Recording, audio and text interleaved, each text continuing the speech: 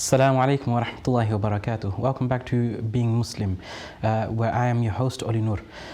Today we have two special guests with us for the first time, calling over Skype. They are Dr. Mamnoon Khan, who is who holds a PhD in molecular immunology from the University of Cambridge, and he's also the author of the book Being British Muslims. We also have with us Dr. Manjoor Ahmed, who is a GP from Luton, and he was also in the studio last week. Assalamu alaikum wa rahmatullahi wa barakatuh. Wa alaikum assalam. Okay. I wanted to say Jazakumullahu khairan for accepting the invitation to the show, so that we may speak a little bit about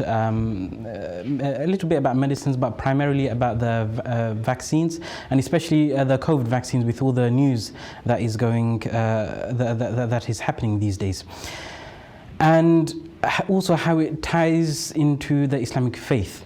So to start with, I wanted to do a little introduction to the subject, and we know that from the Islamic perspective, when it comes to seeking medication, the Prophet ﷺ actually taught us to not only rely on Allah subhanahu wa ta'ala, but also to seek out the means necessary for any action that we want to do.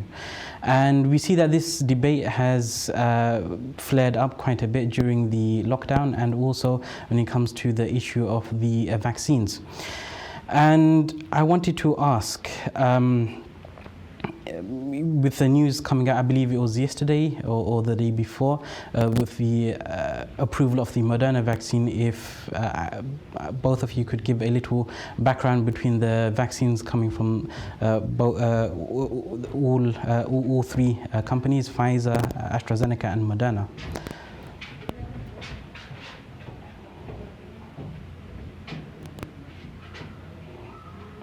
Yeah, do you want me to go first? Yes. Go for it. Yeah, so I think there's in the UK there's 3 vaccines which have been approved by the vaccines regulatory body, which also regulates all medicines in the UK.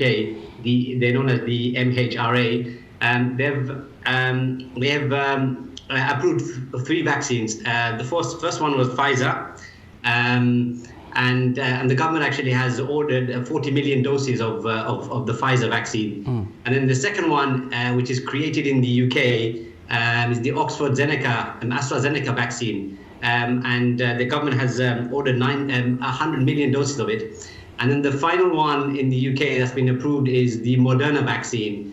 And we've got a 17 million pre-order of those vaccines. So there's 3 vaccines we have. The Moderna one is going to be available in April, and prior to that we'll have the Pfizer and the Oxford AstraZeneca. Both of them are being administered as we speak. Okay, Jazakallah khair, Dr. Mamnoon. Dr. Manjoor, I wanted to ask, as a GP, how fast can these vaccines be accessed or given to the general population? So the government issued some guidance to general practice back in middle of December, and starting to roll out the vaccine because the Pfizer had already arrived. And actually general practice was very quick to set up vaccination hubs throughout the country. And as of maybe last week, over 1 million people had already been vaccinated. One of the issues that we had was the Pfizer vaccine has to be stored at -70, -80 degrees. And once you've thawed out the vaccine and you have the vials, they need to be delivered within about 3.5 days, which makes logistics very difficult. But the GP surgeries managed to get through as much as they could. Now, the difference between that and the AstraZeneca vaccine is that is stored at a normal temperature in a fridge, essentially, and it has a shelf life of up to 6 months, which allows GP surgeries and also vaccination hubs that are popping up around the country to just spread things out a bit. We're not under the time pressures. The only time pressure we do have is the government wants, a large chunk of the vulnerable population to be vaccinated by the middle of February. The AstraZeneca one does allow us the opportunity, but I believe they're both being rolled out at the same time, because in terms of effectiveness, they're both relatively effective actually. Okay. And when it comes to one thing that I really wanted to speak about was the information that we are receiving, not just from the government, but there's information that we're receiving from people that we know on social media, whether it's public on public social media or in private. There's a lot of information that's going around there. And from the Islamic perspective, Allah tells us in the Quran, "Ya ayyuhalladhina amanu in ja'akum fasiqun binaba'in fatabayyanu." O you who believe, if a transgressor comes to you with any news, then you have to clarify that information, lest you lest you afflict people with information bijahala, and you become regretful. So I wanted to clarify a few things about the information that is out there, and to seek this clarification. One of the concerns that are out there is the word mRNA, and just reading some messages that are floating around, that it somehow changes the DNA.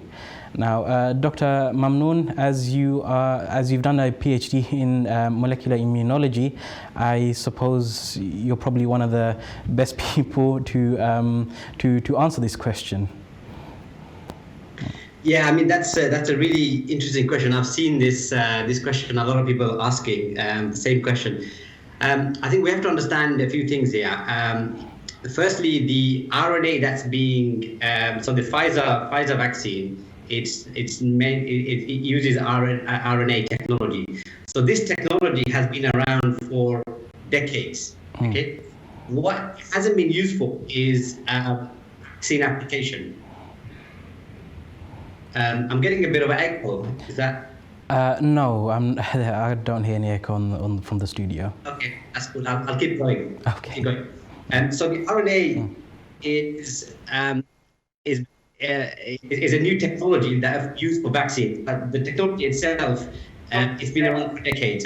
So this idea is something very, very new. That's not true. It's been around for decades. We've been using this technology in labs for lots of purposes. And there's even gene therapy trials using this technology. So it's not a new technology. The application of it in vaccines, that's new. Okay. So the Pfizer vaccine is actually the first one to have gone live with this using RNA technology. And what we have to understand is that information flow in our cells goes from DNA to RNA to protein. Okay, so every protein that we have in the body would have had to have an RNA, right, to have been created. And that RNA would have been created from the DNA. Okay, so this is how from DNA to RNA to protein. It's one directional. It doesn't work the other way. So you don't have a protein or an RNA, and you don't go there to a DNA. It's only directional. That's what we have to realize. Second thing we have to realize is that when the Pfizer vaccine, which contains the RNA or the mRNA, when injected, it goes nowhere near into the nucleus cells. So when RNA is made from DNA, normally in the body, it's made in the nucleus and then it goes out of the nucleus. In the nucleus, you have the DNA. So it's out of the nucleus and then it goes into the cytoplasm of the cells. And that's where it gets translated. It's called translation, and it gets translated and made into protein.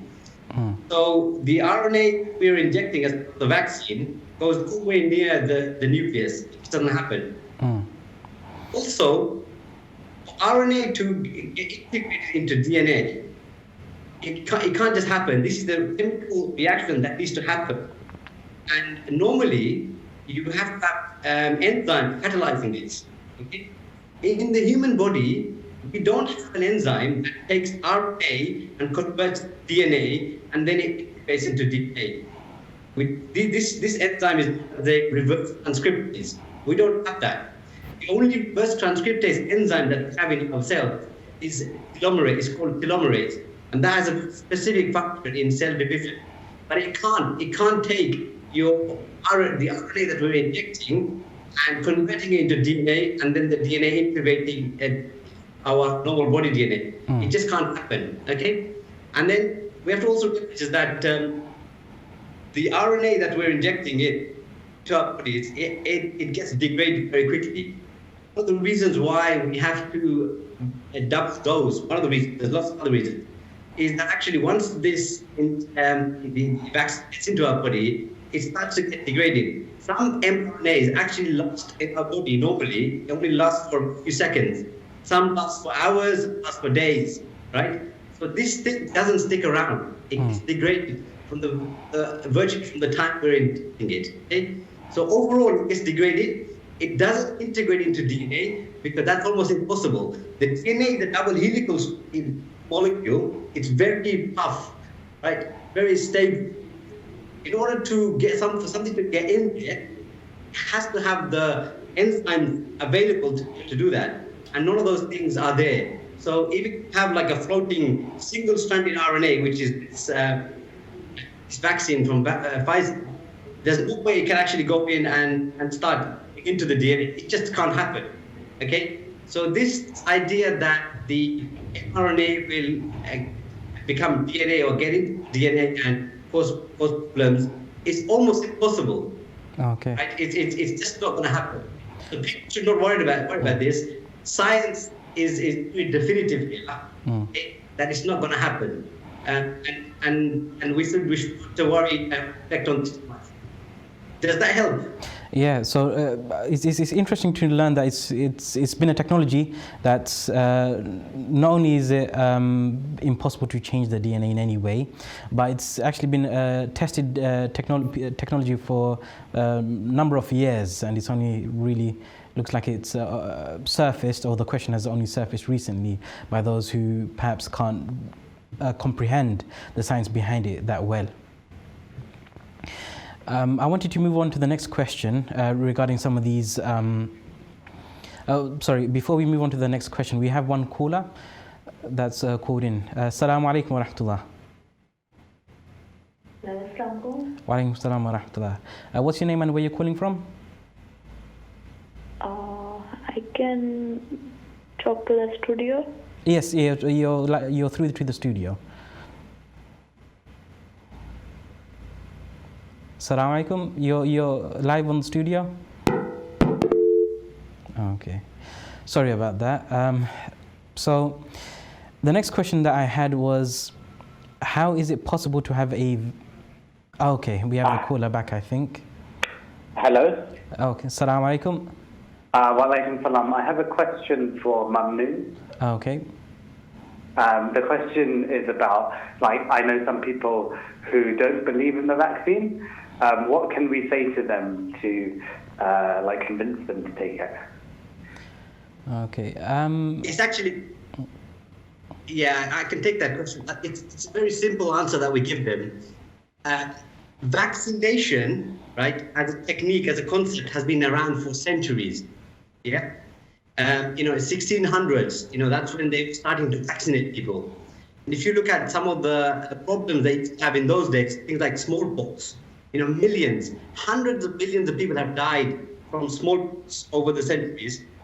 And in those days, in the 1600s, for example, what they used to do is take smallpox spores from people's cells, right, grind them, and then give them to healthy people to ingest through their nose or to put them into their skin. And what that used to do is inoculate them with dead virus. And if that person, that healthy person later on was exposed to things like smallpox, they would have had some immunity to it because they would have been exposed to the dead virus. But this technique has been around, right? The idea of inoculating people has been around for centuries. And actually this kind of process, there's lots of historical documents show that this has been around for since like about 1,000 years ago. Okay, so the idea is known and it's been applied. Now, if you look at our the modern sort of vaccination, if you look at some of the vaccines that we give today, right? Kids are getting vaccines from sort of a very, very young age. Like for instance, babies at the age of 8 weeks, right? They get the 6-in-1 vaccine. I think Dr. Majid will know the full list of vaccines that we give. They also get the retrovirus vaccine, the meningitis vaccine. You get different doses of it throughout your life, and then at 12 weeks of age, you get vaccines. Between 2 to 10 years, you get vaccines. Between 3 and 4 years, you get vaccines. When you're 12, 13, you get HPV vaccine. When you're at the age of 14, you get like booster vaccines for meningitis. When you're older, you can get the shingles vaccine. There's about 27 major diseases around the world which we vaccinate today, okay? And this is saving millions and millions of lives. If you look at smallpox, we've almost eradicated smallpox because of vaccines. We've got rid of meningitis in the UK, tuberculosis. All of these are vaccines. It's vaccines that have saved millions of lives throughout the world. Okay, Dr. Mamnoon. Human civilization and human populations will not have developed to the extent they have today. So the idea that vaccination, Dr. Mamnoon, this thing is actually completely nonsense. Without vaccine, human civilization as we know it would not be possible. Population would not gotten to this level of population. So I think to explain to people, vaccination has been around for centuries, that vaccination is something good and has saved lives throughout the world. Today and in the past and even in the future, we've been able to eradicate lots of diseases as well as a result of this. If you say a combination of these things, hopefully people will understand that vaccines aren't this, a weird thing that's just come about because of COVID-19. So it's a very tested form of science that's been around for a while. We have another caller on the line, I believe. Assalamu alaikum. Okay, I don't think we... Oh, we have a caller on the line calling in. Assalamu alaikum. Hello, assalamu Wa alaikum assalam wa rahmatullah. Your question, please. তারা student কোন বিষয়ে মাত্রা? Vaccine.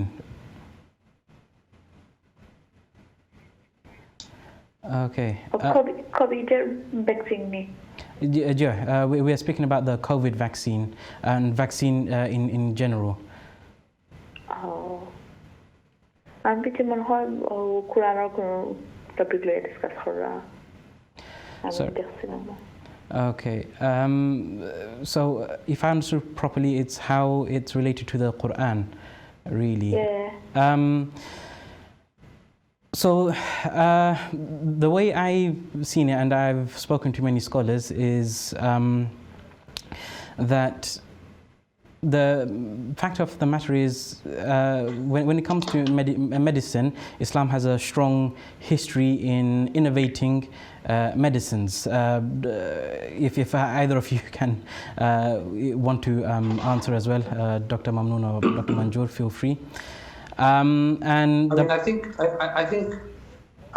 Mamnoon Bhai already mentioned, but the history of vaccination, and it's been debated, actually dates back to the Islamic Empire in some respects, because I believe it was Lady Mary Montagu, who was a British aristocrat, who learned the technique that Mamnoon Bhai already mentioned about varioculation, where you take a little bit of the smallpox pus and people ingest it in order to become inoculated. And it was Edward Jenner in Britain in the late 1700s to actually perfected the technique. But Islamically, we've been at the forefront of developing scientific techniques for centuries and centuries. And actually, if you even look back at the time of the Prophet ﷺ, there was clear guidance issued by our Prophet ﷺ about an incidence of plague and how we manage the plague. Are you washing your hands, not going to an infected area, and if you're in an infected area, not leaving. So these principles have been around within the Islamic world for many, many years. There are people that are concerned about, vaccinations and how quickly it's going. But from what I've seen, and again, I'm not a scholar, the Islamic perspective is very clear. Just like you were saying, Olidur. And really, it's the Quran mentions, though in a different topic, it mentions فَاسْأَلُوا أَهْلَ الذِّكْرِ إِن كُنْتُمْ لَا تَعْلَمُونَ. So ask the people of dhikr, and in this case the dhikr were the religious scholars from other religions, but effectively it was ask the experts, ask the people of knowledge, in kuntum la ta'lamun, if you do not know. And I think that's the reason why I'm brought in today, caller, the two doctors, a GP and immunologist as well, to speak about this topic. We are going to go for a short break in a few seconds, so please come back, watch us after the break to continue our discussion on this topic. Jazakumullah khairan. Assalamu alaikum.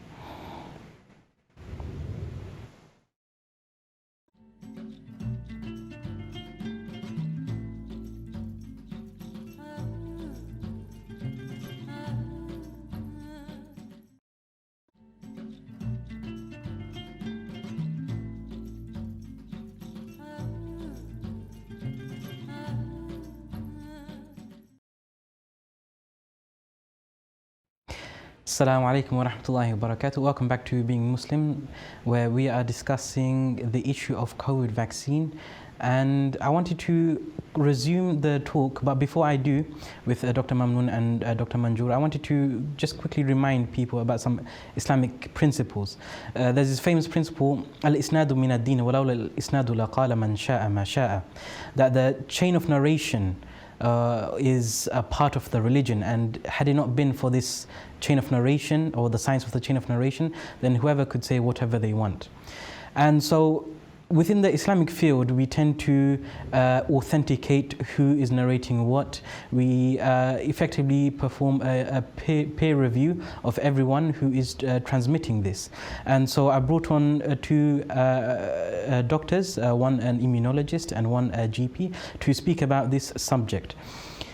So we're just going to have a few hopefully quick fire questions to try to dispel some of these myths regarding the COVID vaccine and vaccines in general. So I wanted to ask, how is it possible to have a vaccine ready this fast? Is it untested? Is it dangerous? If Dr. Manjoor, you want to answer this one? I mean, I think one of the concerns that a lot of people are having is the fact that it's been managed to be rolled out so quick. And we've been told that usually vaccines take years and years and years. We need to look at what the reality is. The reality is a lot of money actually has been pumped into getting this vaccine out. And the reason is because, as everyone can see, the economic effect of the coronavirus globally has been absolutely tragic for everyone involved. So it was in everybody's interest to get this rolled out quite quick. Now, the second thing is, how has it been approved so quickly? And that's a separate issue. Creating the vaccine and having it approved are different. The MHRA, as Mamnoon Bhai mentioned earlier, has a specific set of tests that it needs to put a vaccine through. And as far as I'm aware, from the documentation I've seen, the same rigorous tests have been applied essentially to these vaccines as any other medicine. Mamnoon Bhai, you can maybe elaborate on that. Yeah, absolutely. I think one of the reasons why this it's been quite quick to find a vaccine is actually, if you look at the infection rates that are out there today, right? There's thousands, hundreds of thousands of people across the world who have been infected. So it's very easy to find people who are infected, right? And so you normally in a trial, what happens is you need to find, you give a placebo to people, right? And then you give the trial vaccine to other people. Then you expose them, you look at them in the environment, in public, and see which of these people have been infected by the virus, right, or whatever disease, right? Because there's so much disease around, you don't have to wait for years and years to get enough sample, okay, enough sample. And so you can get the sample done very quickly. And that's why you can reach the levels, you can decide on the level of efficacy, how effective it is. One, the level of safety very quickly, because you've got lots of people who are part of that trial. Okay, and you can do it in a short amount of time because infection is out there much widely. And that's why it's been possible to do these, to get the results of the trial. And on top of that, government helped the trialing to be sped up. A lot of the times what happens is vaccine producers, they have to fill in lots of different forms and assessments and a lot of things like that. So a lot of the bureaucracy has been sort of fast-tracked, or maybe some unnecessary parts of the bureaucracy has been even cut out, but without compromising on the safety aspects. Would that be a good summary? So another question I had, well, not myself, but does the vaccine contain fetal tissue or animal parts? So I'll let Mamnoon take this one. Okay. So I think if you look at the Pfizer vaccine, Pfizer have said that there is no animal derived product within it. Okay. They could have derived like cholesterol from it. Cholesterol is cholesterol in it, from animal product. But what they've said is categorically there is no animal derived product. So that question is not relevant at all for for Pfizer. And then if you look at the Oxford AstraZeneca vaccine, again there's no animal derived product. Okay? They've been very clear there is no animal product. But I just want to also add a bit more to that as well. Some people will say, look, there might be animal derived, but is there fetal product? Maybe this is one of the questions you might have as well. Now again, on the AstraZeneca cells, they produce the virus through cell lines. Okay, and what happened is the cell lines that they've used. You go back in time in the 1970s. That's where those cell lines were established. Okay, and it's progeny of those cell lines. I'm getting a bit technical here, but I'm trying to keep it as easy for viewers as possible. Those cell lines, right? This is what we use today are derived from those original cell lines. Those original cell lines were fetal cell lines, but what they're using today to produce the viruses which contain the vaccine, because the Oxford AstraZeneca vaccine is different to the Pfizer vaccine in that it is an adenovirus which has been modified to include the spike protein of the COVID-19 virus. Okay? That effectively is the vaccine. So they need to produce this, and the cell lines they're using are once derived from fetal cell lines, but not anymore. Right? They're like several generations after that. Secondly, this vaccine has been purified away from anything that they are derived from. Okay? So this idea that it's actually fetal, it's not true, right, at all. And we should not be thinking along those lines. Okay, Jazakallah khair for that clarification. Another concern, suffering adverse health impacts. Now, Dr. Manjoor, as I understand it, you yourself took the vaccine a week ago. And so I took it in December actually. Oh, okay. I'm just due for my next shot at some point. Okay, so the issue of suffering adverse health impacts, what would you say to this concern? So I mean, I took it. I had a little bit of arm pain for about 24 hours, and that was it. And a few friends of mine, colleagues in Luton, are clinical directors of the networks that are issuing these vaccines. And so far, the thousands that we've done throughout Luton and Dunstable, I've not heard any cases of any significant adverse effects. People are expected to get a little bit of discomfort around the site, even potentially feel a bit unwell, lethargic. And I've had colleagues of mine who have said I felt a bit drowsy or lethargic for a little bit. But it was very short-lived, and it's something you'd expect with any vaccination, to be honest with you. I've had flu jabs before, because I've had to have flu jabs regularly.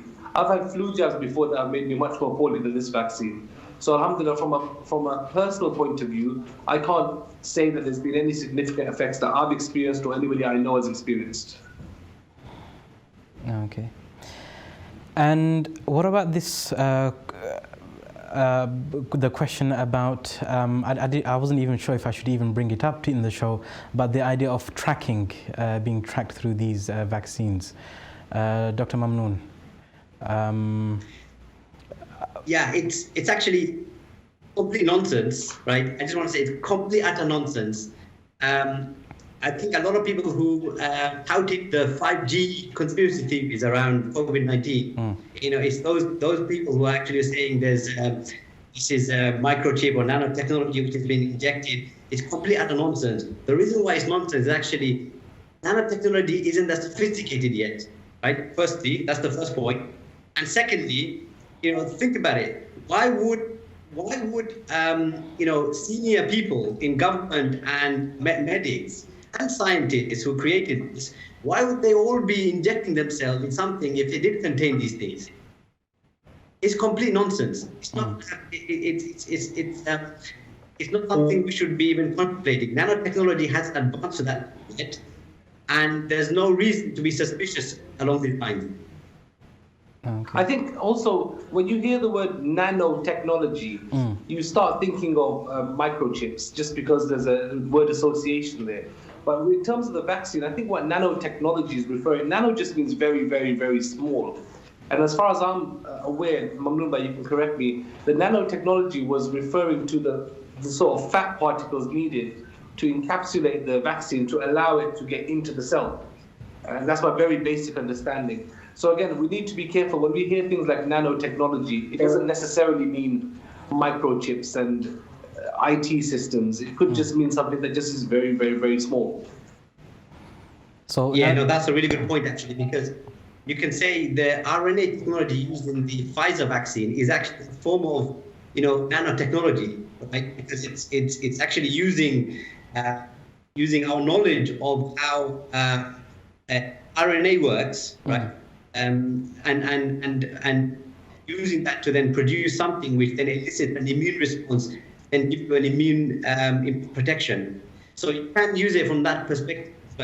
But this idea that actually it's technology to control people or to get people off is complete nonsense, right? No, we should not be conspiracy theorists. Muslims aren't supposed to be conspiracy theorists, right? It is, to have this kind of attitude towards science is actually anti-Islamic in my view. And to bring it back to what I mentioned just after the break, being anti-Islamic, it comes back to that idea of authenticating information, making sure the information is coming from the experts, and just ensuring that you're receiving not only just the correct information, but from people who actually know what they're speaking about. There is another question regarding the GPs being paid to dole out vaccines, and so there may be there's an incentive for GPs to dish out, to borrow the phrase, the vaccine to as many people as possible. As a GP yourself, and with many people in your networks doing the same sort of job, Dr. Manjur, what do you have to say to this question? So GPs are being paid to give the vaccine, but GPs get paid to do a lot of things. We get paid to give the flu vaccine, and it never seemed to be an issue before. And there have been people that have mentioned how GPs are lining their pockets. What I would say is I've seen the creation of these vaccination hubs and giving vaccinations out en masse.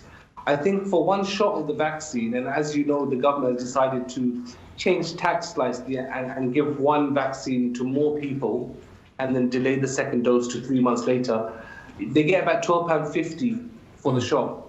Now, when you think about hiring a premises, having clinicians present on site, having vaccinators, having administrators, having a pharmacist, these all cost money. And I can tell you for a fact, having spoken to friends of mine who are clinical directors of networks who are actually rolling out this vaccine, they're making very little money. I mean, some of the examples I heard about how much we were making, if you take £12.50 and you times it by 1 million, that's a lot of money. But I can guarantee that GPs are not making a lot of money. And actually, when the government offered the GP surgeries an opportunity to help with the rollout, the main reason from the discussions I had that they wanted to was because we wanted patients to have a place to go to have the vaccine which was accessible, which was close to them. And nobody knows our patients better than we do. a surgery serves a cluster of a population of patients, and our patients prefer to come to us than to drive, just like the COVID testing. Nobody wants to drive 10 miles for a COVID test. They'll rather just go up the road. Yeah. And the same principle applies. That's why GPs were keen to help. But just to come back to your question, GPs are getting paid for the vaccination delivery. But if you work out how much they're making, it's nothing compared to what people think. Because there's lots and lots of costs involved. Okay. Jazakallah khair for that, those clarifications. Now, when it comes to the issue of the vaccine, and some of the questions I asked earlier, especially does it contain animal parts? The reason why people ask this question is because there is an underlying question, is it halal or haram? Now, I've seen many different scholars give fatwas, even certain international councils give certain fatwas, and based on your information, Dr. Mamnoon, that it does not even contain any animal parts or even fetal cells.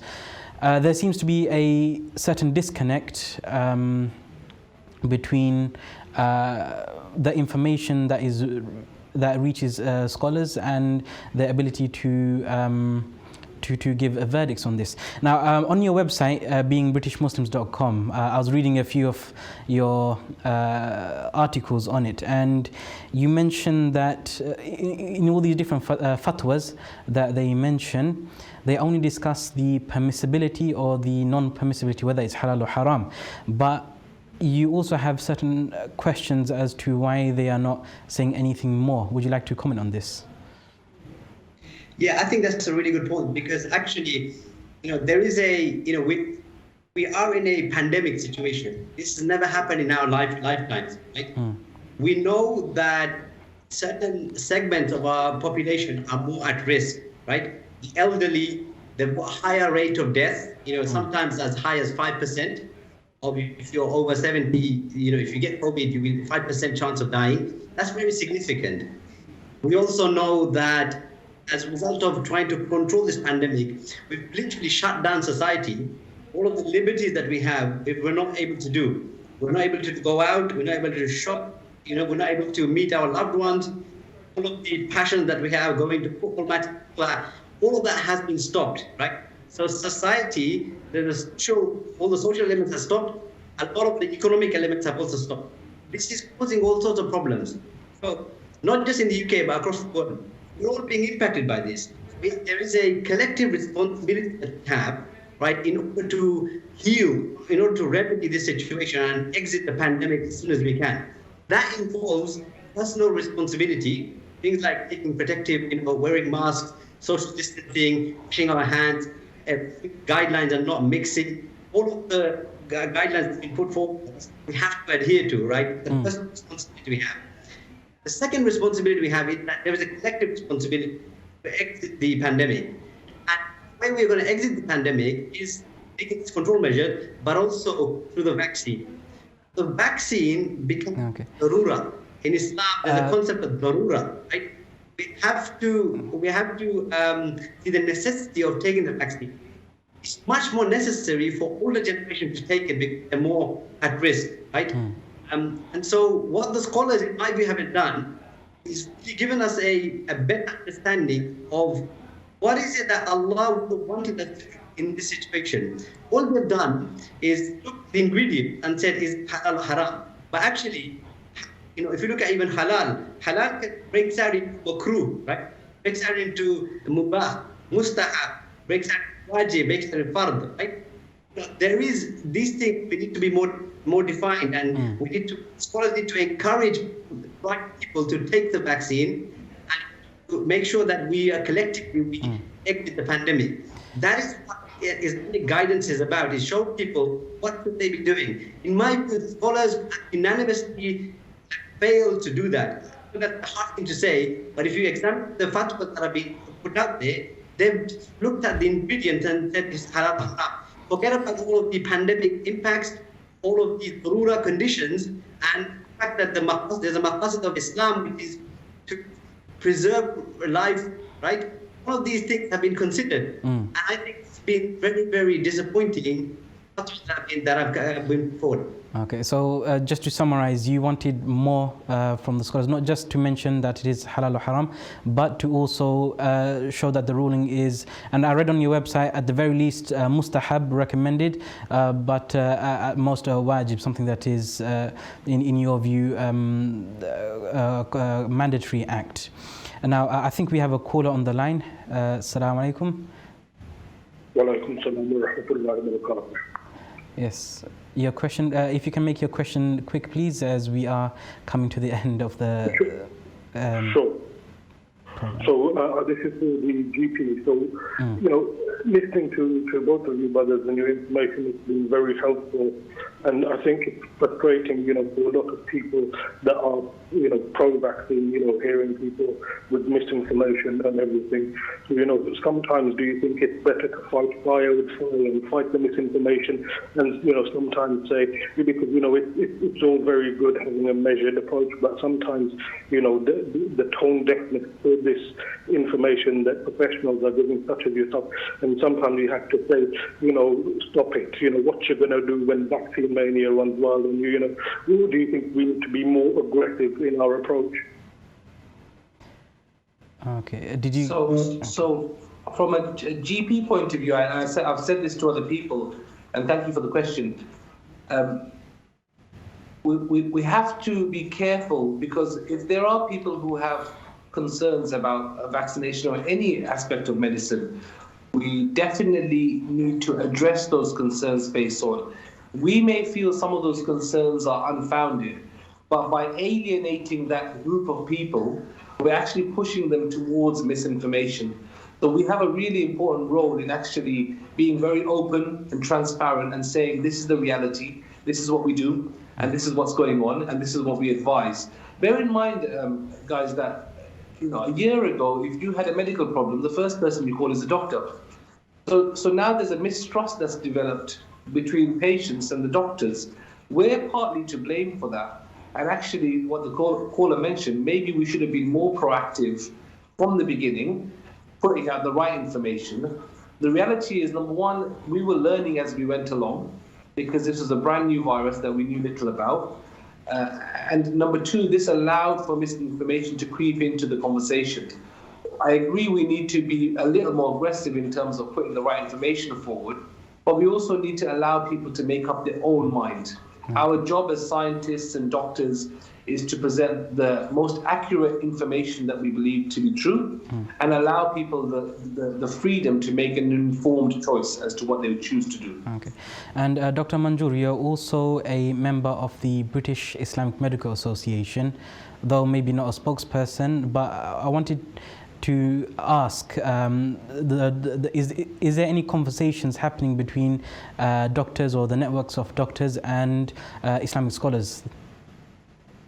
So in BIMA, with regards to BIMA, and BIMA has risen to some increased prominence since the pandemic started. There are a group of doctors and scientists actually who have been engaging with pharmaceutical companies, frontline doctors, and also the scientists, and also ulama within the Islamic community, to try and put out guidance as to how we move forward through the pandemic. Now, Dr. You know, from what I've seen of what they've been doing, they've been putting out some incredibly useful information, incredibly useful guidance to masajids, for example, on how to remain open safely. And I think they're learning and they're trying. And so I think from what I've seen in regards to the information they put out, there's a real push towards being as accurate and as transparent as they can be. Okay. And personally, I find the information very useful. Okay, Jazakallah. I wonder what Mamnoon Bhai thinks. Okay, Jazakallah khair. Sorry to cut you off. We're coming to the end of our program, unfortunately, and I would have loved to have heard what you thought, Dr. Mamnoon.